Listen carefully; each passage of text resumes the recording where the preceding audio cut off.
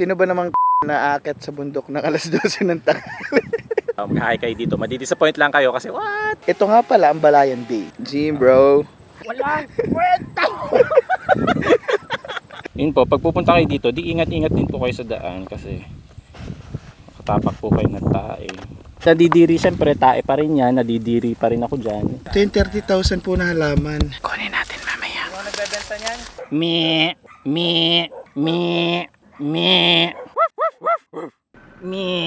Napakadelikado po ng ginagawa ni Johannes. Baka ko yu. Po, anong mangyayari dito? The best yan. Patingin. Ang ganda. Guys. Waste money. "28 kilometers ang distansya mula Batangas City hanggang Gulugod Baboy. Pero dahil sa traffic at ilang masiskip na daan, ang travel time ay aabot ng mahigit 1 oras. Swerte mo na kung makatakbo ka ng 40 kilometers per hour. Ito guys yung dilemma ng paggawa ng travel vlog. Akala nyo cool. Tignan mo yan, bata maririnig. Akala nyo cool, pero totoo nakakatamad talaga. Pero 80% of that time ay nasa traffic po kami. Tapos pagdating mo doon, Papakit lang kami pagdating doon. Kadalasan, traffic sa parte ng Bulbok, Santa Rita, bayan ng San Pascual, bayan ng Bawan, sa madaling sabi, traffic sa lahat ng dadaanan. Kung gusto mo ng mabilis na biyahe, gawin mo ito sa madaling araw o kaya naman alas 9 ng gabi o gumamit ka ng ambulansya para tumabi lahat ng nakaharang na sasakyan.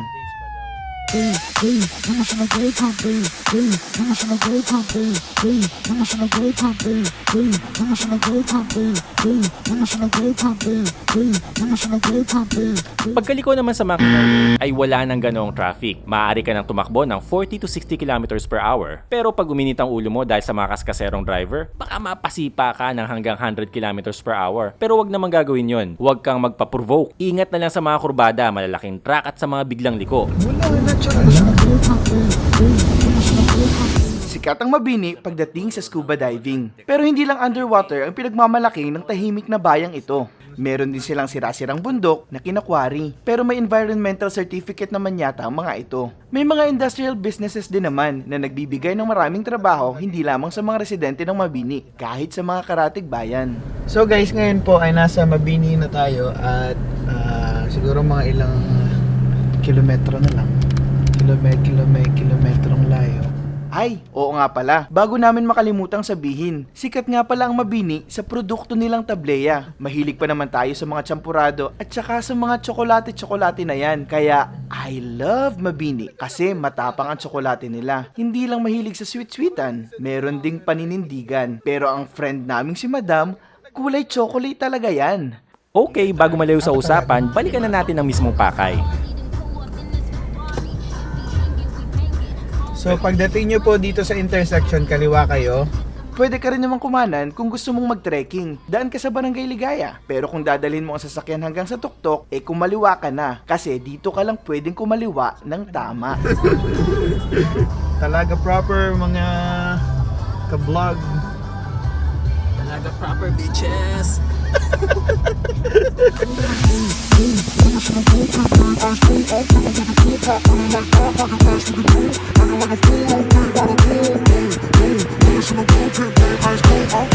Hindi ka pa nakakakyat sa bundok, busog na ang mata mo sa ganda ng dagat na makikita sa biyahe. Yun nga lang, may makikita kang barko na sumadsad sa pangpang ng Mabini nung kasagsagan ng bagyong Quinta.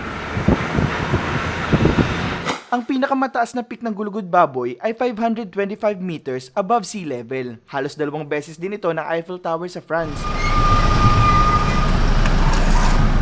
Mula sa paanan ng bundok sa Barangay Gasang ay 5 kilometro na lang ang distansya, kaya naman sobrang tarik na mga karasada ang dadaanan. Huwag magalala dahil kahit Wigo na may 1.0 na makina na may 4 na pasahero ay kayang makarating dito, which is amazing. Siguro depende na din sa driver.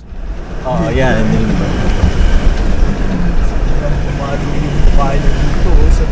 Wala pa tayo sa taas, makakakita ka na ng magandang view. Pero wag mong sayangin ang oras mo dyan dahil ibang level ang makikita mo sa taas. Okay, fast forward na tayo. Charan! Surprise, surprise! Bakit may nakikita kaming CR? Di ba astig, may CR sa bundok? Yun nga lang, hindi masyado malinis. 10 pesos ang bayad kada gamit. Ihi or dumi, you choose. Like all fucking fast with the boom, acting like a fool, I'm ready by the boom. DJ, please play that heat now. DJ, please play that heat now. DJ, please play that heat now. Sip H, that super bass got boom, boom.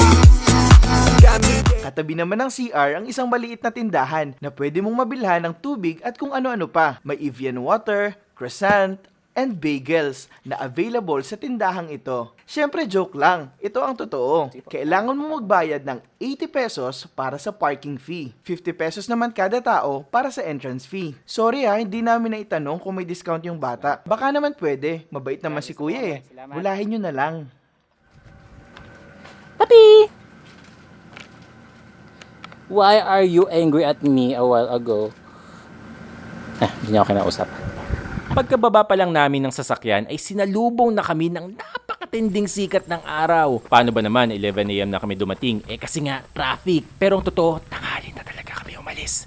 Tip nga pala, kung tatanghalin kayo ng alis, magpahapon na kayo ng lakad. Mas maganda sa picture at hindi masakit sa balat kapag mga bandang alas 3 na hanggang alas 5. Sino po ang baliw na pupunta sa bundok ng nakachinelas?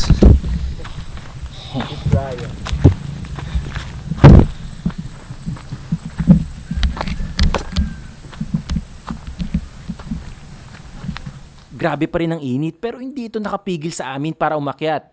Okay lang kasi natanggal ang init ng ulo namin nang tumambad sa amin ang mga tayo ng baka at pinagsunugan ng mga basura. Baka naman to yung damo. So yung mga pinagkakaabala po namin, nagpapala kami ng muscles. Gym bro. Kung makikita nyo po, malakas kaming mag-push up na. So yun, ang minamaster namin yung medyo pabalki ng konti itong mga shoulders namin. Kasi yun daw ang gusto ng mga girls tulad nito. Kung push up kami, walang kwenta na sa amin to. Kahit 1,000 sunod-sunod na ganito. Walang kwenta! Walang kwenta!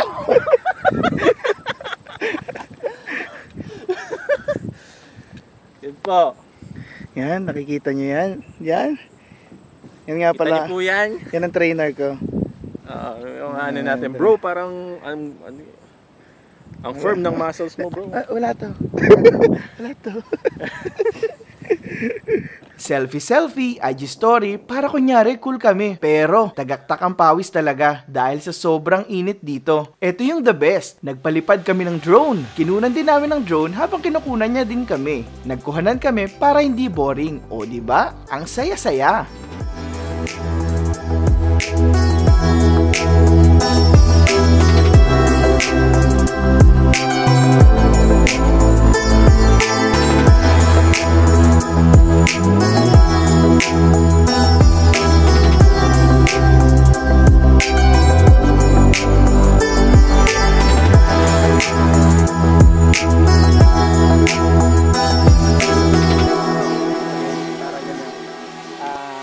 Nag-enjoy ka ba sa pamamasyal mo drone? Patangoyin mo. Yan. Oo daw. Yes.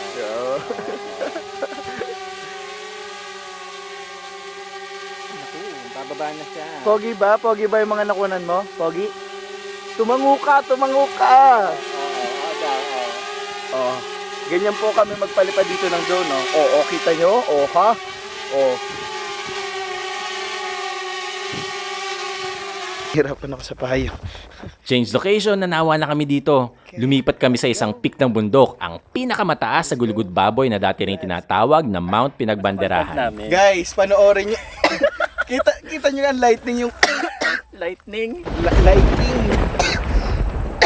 Tama, wash out ka na. Liwanag. At yun po ang araw. Alas 12 na tanghali. Welcome to Tagaktak Vlog. Naglalakad po siya pababa ng nakatalikod. Talent to. Ito po talaga ang pagkakaabala Ito ang namin. talent. Sino pong kaninong trabaho kaya? Sino kang gagawang matinong garne? Ano, batikit sa balikod na. Yan, huwag kang bababa na hindi nakatalikod. Napakadelikado po ng ginagawa ni Johannes. Guys, huwag nyo gagaya nito. Mga ano talaga, mga trained lang tsaka expert ang gumagawa nito. Yung paatras. Lagot po tayo kay Charity. Baka ko, baka ko, po, anong mangyayari dito? Hindi ko po alam ang sasabihin ko kay Charity.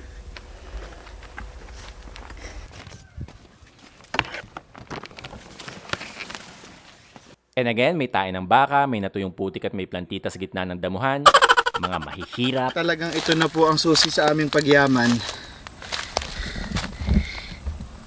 Nakakita po kami ng 30,000. Ito yung 30,000 po na halaman. Kunin natin mamaya. Ano nagbebenta niyan? Siguro ang sarap ng pakaramdam lagi ng baka pag natae, no? Kasi ganyan kadami. Imagine mo ikaw ang tumae na ganyan kadami. Yan, laki naman ang tiyan ng mga yan. Kaya nga. Pero kung ba ikaw, no? Kahit mga 1/4 lang yan, ang itae mo. 'Di ba? Yung 1/4 niya ng itae mo, ewan ko kung hindi sumarap ang pakaramdam mo. Baka kasama ng bituka mo. Tanggalan siya. Tanggal bituka. Ang dami pong tae, mga nabulok na, mga natuyo na. Tapos kung mapapansin nyo, no, dapat talaga, yung mga tao maging grass eater or plant eater. Alam niyo kung bakit? Mo, kung gaano kadaming fiber ang meron sa sa tae ng mga baka. Ang daming fiber, tingnan mo, Ay, pwede itong gawing papel, seryoso. Kuha tayo ng pantundos, nadidiri syempre, tae pa rin yan, nadidiri pa rin ako dyan. Hindi kuha tayo ng pakit. Sabi po sa mga kumakain. Tutulungan tayo ni Nas Daily. Do you know that 90% of this tae is made up of grass? Puro fiber yan, Ew. Datae.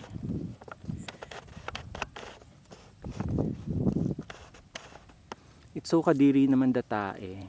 Tas di ba ito yung pag yung natuyo na siya, ganto siya. Nakakita kami ng baka. Pero teka, nalito yung kasama ko. Ano nga ba ang pagkakaiba ng kalabaw sa baka? Hindi naman mabubuhay dito ang kalabaw.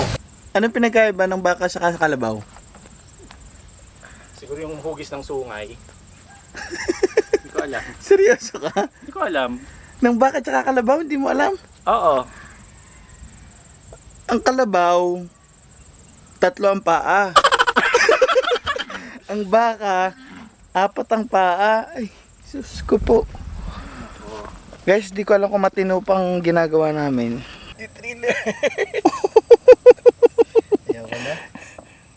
Inuuto Pati nga ba to, pinagtripan na din namin. Lakad-lakad, picture-picture.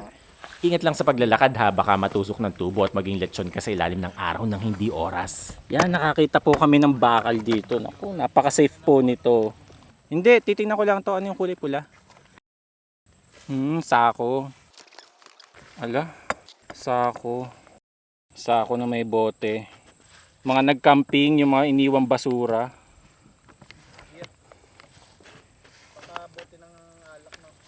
Bote ng coke. Pag pupunta po tayo dito, dalhin din po natin pa uwi yung mga basura. Hindi nyo makita yung insekto. So guys, magkakaroon lang kami ng konting photoshoot since nandito na rin kami sa magandang spot. Hindi namin sasayangin yung pagkakataon. Hindi namin sasayangin. Photo, video, lahat yan. So, panoorin nyo yung gagawin namin photoshoot. Napakaganda nito guys.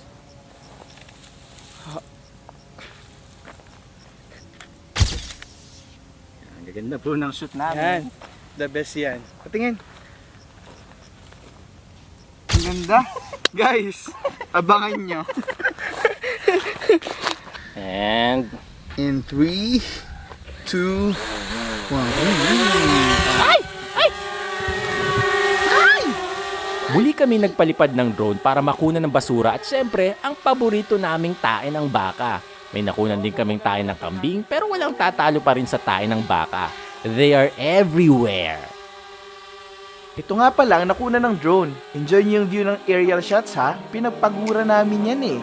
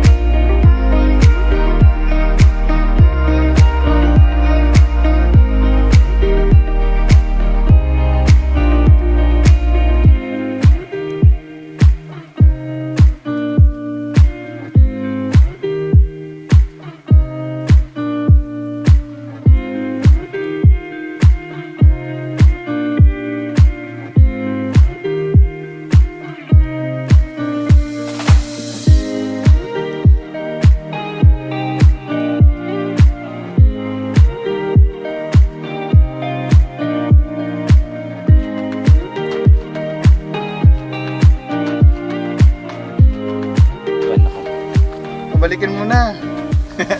At naghihingalo na po ang baterya ng drone. Napaka-boring naman ng drone na ito. Kailangan kong bumili ng madaming battery. Oh. Come back to daddy.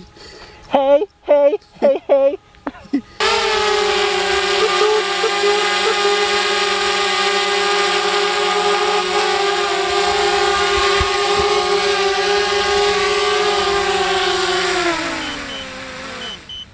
Nos. Yun! Almost 2 hours din kami sa taas dahil sa sobrang init. Napilitan na akong kausapin ng mga aso at kambing. Akala yata ng mga ito hindi ko naiintindihan ang lengguwahe nila. Me. Me.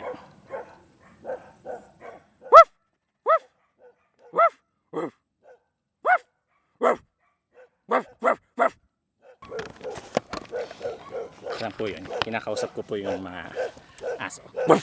Woof!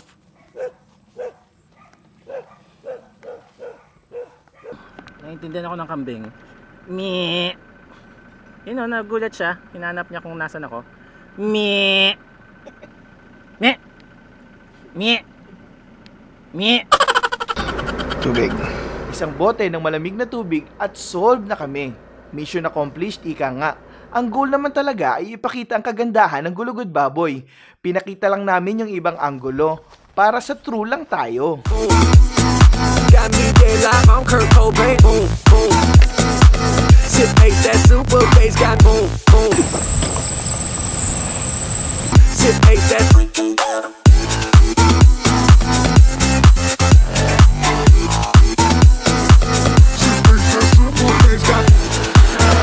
Siyempre dahil nagutom kami, pinuntahan namin ang trending na Waze Mami House. Napakasarap ng mami dito. Ipapakita namin yung pagkain pero yung pagpunta dito, i-waste nyo na lang para dalhin din kayo kung saan saan.